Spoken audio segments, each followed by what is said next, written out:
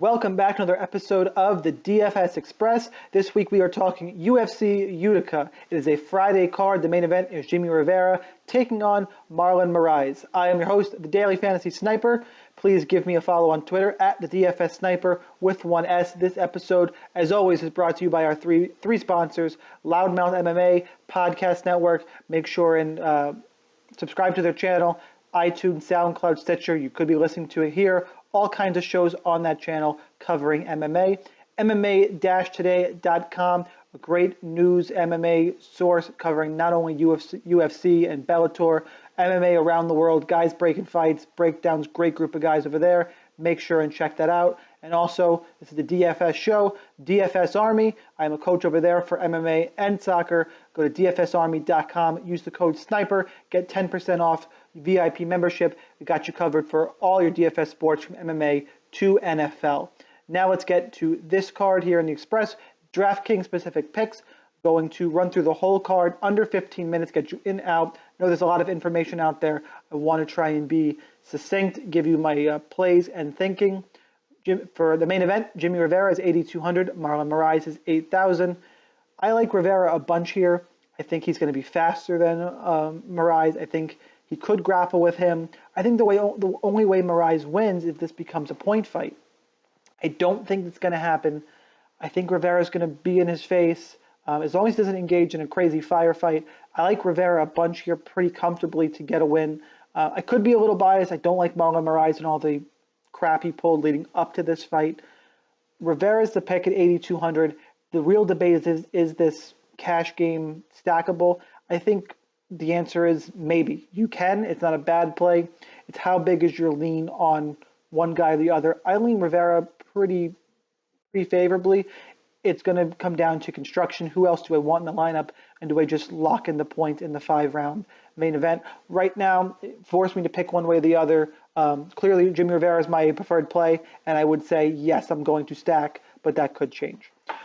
Gregor the Gift Gillespie at 9,500, taking on Vince from Hell Pichel, 6,700. Gillespie is a world-class wrestler, wrestled in the USA Championships against Jordan Burroughs. He is legit. Vince Pichel is not as dead as people are thinking in this fight. I know he got taken down a bunch by Rustav Habilov. After that, he's got a bunch of takedowns in his own fights. It's more that he can strike moving backwards, and sometimes Gillespie is a little wild. Pichel knocked out Damian Brown moving backwards with an uppercut. Gillespie's also a little undersized for that division. Those are just, I'm going to say Pichel is in play for GPPs. I think he's live, especially at 6,700, because most people will be on Gillespie. I'll probably be on Gillespie in cash as well. At 9,500, the takedown upside, the control he showed, he is a legit prospect. I believe he's from upstate New York. All signs point towards Gillespie as being the preferred play at 9,500, but I do like mixing in Pichel in GPPs. Walt, the big ticket Harris, 9,300, taking on Daniel, the daddy long legs Spitz at 6,900. It is a heavyweight fight. People are really confident in Walt Harris, and I get it. Daniel Spitz does not look good. He's UFC talent questionable. I have a hard time trusting Walt Harris in cash. He's very live to 100 points. I like this fight in GPPs to probably get a finish. Spitz is live with the grappling, although Harris showed improvement since the Fabricio Verdum fight last time. He took down Mark Godbeer, advanced on him. I think he got him out before he got himself disqualified. He was looking really good. Harris is my preferred play at 9,300. He should finish Daniel Spitz, who I question if he should be at this level. But again, in GPPs, I wouldn't fade Spitz just because Harris has proven himself to be really untrustworthy. He's 10-7 as a UFC fighter. I don't think I'm going to roster him in cash. I don't think he's safe enough. He is my preferred play, though. Jake the Juggernaut Ellenberger, 8,600, taking on Ben Killaby Saunders. Jake Ellenberger has lost 4 of his last 5 fights. Ben Saunders has lost 3 of his last 4 fights. This fight is minus 290 to end inside the distance. It is a fight that I am pretty much going to be all in on GPPs. Ellenberger at weigh-ins, he looked a little rougher. He's older. I know Saunders has chin issues, obviously. He's been finished. Has shown some toughness, though. Somebody's going to sleep in this fight. I'm going to lean towards the slightly younger Ben Saunders. He's got a better kicking game.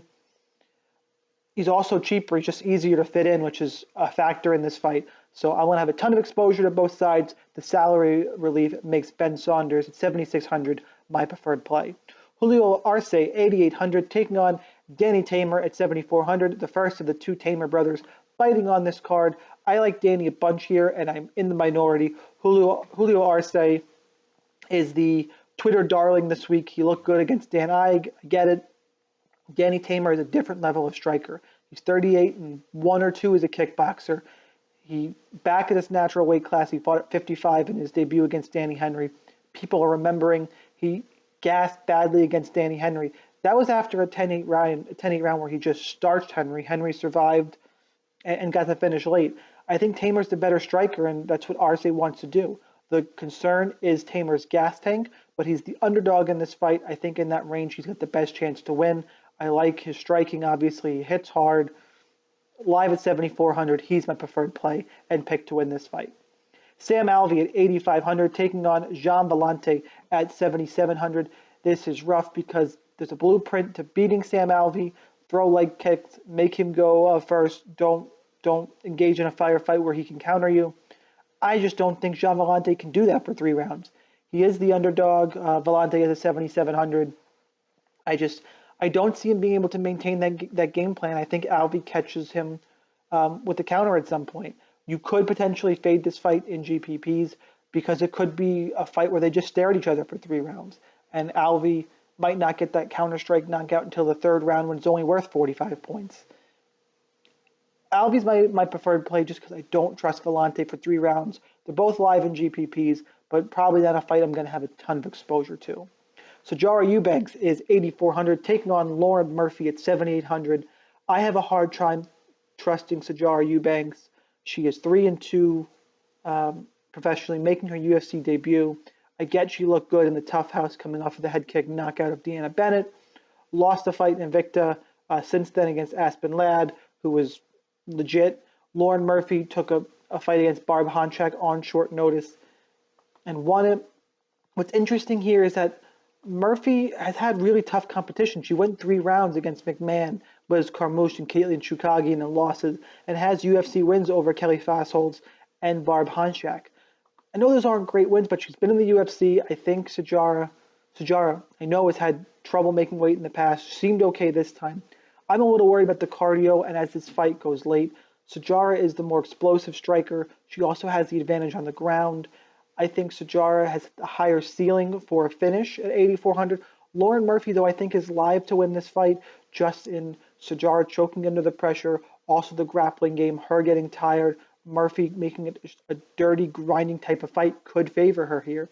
So for the salary, because the way the salaries work at 8,400, while I have some interest in Jarrah Eubanks in GPPs, Lauren Murphy will be my overall preferred play at 1,700 for the salary relief. And just the way I see this fight going, again, not another fight that I'm not going to have a ton of exposure to. Nik Lentz, 7,100, taking on the other Tamer on the card, David Tamer at 9,100.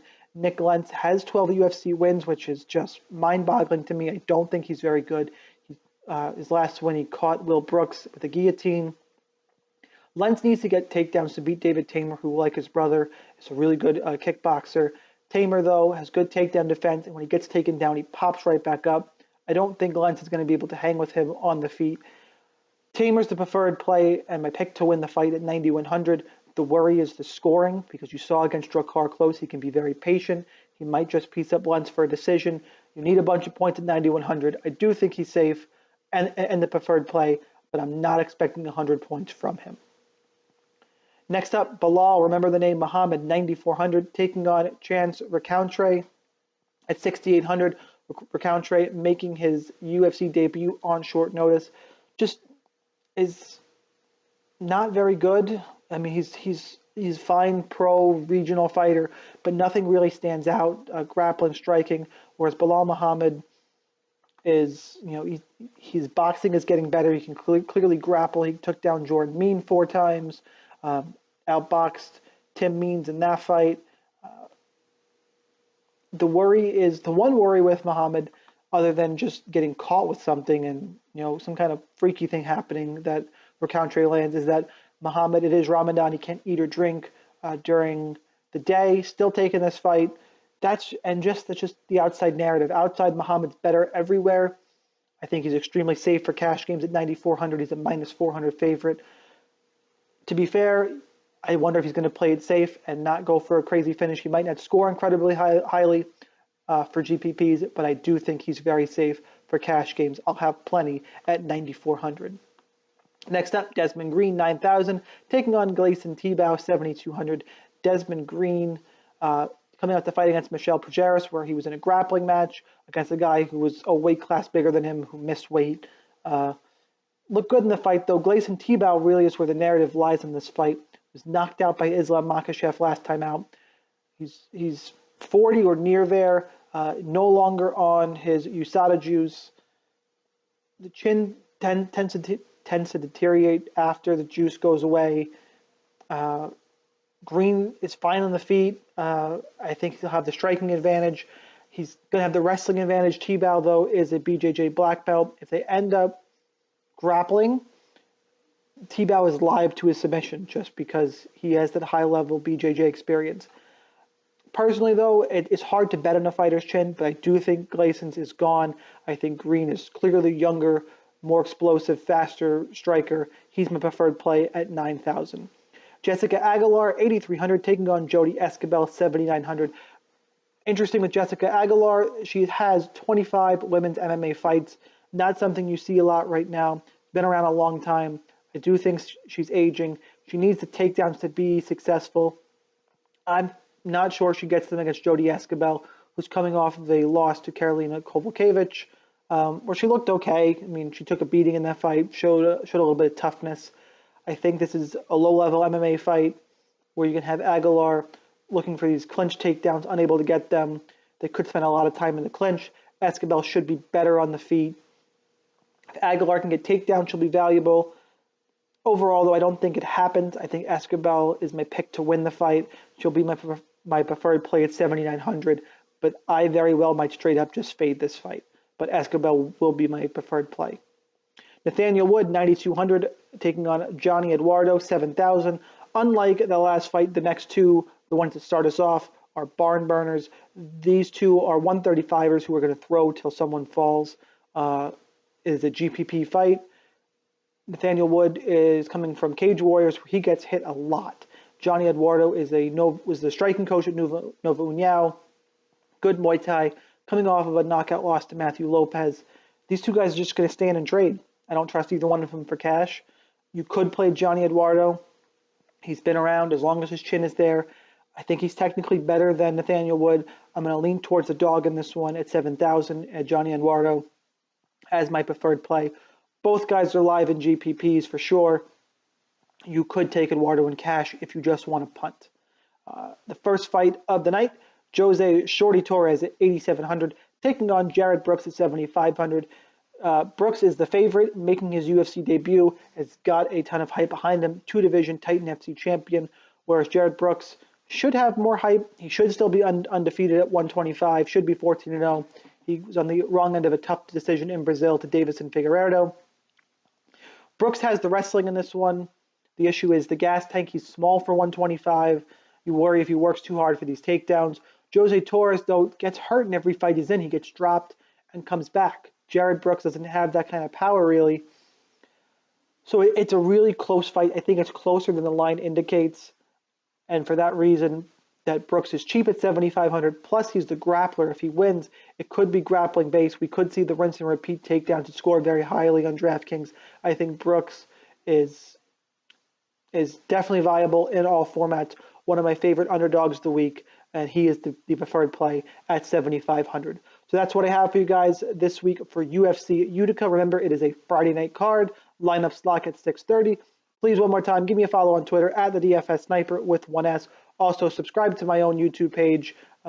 Content for MMA and soccer as well for DraftKings. So appreciate all the support. Good luck in your contest. I will see you next week as we finally get to UFC 225.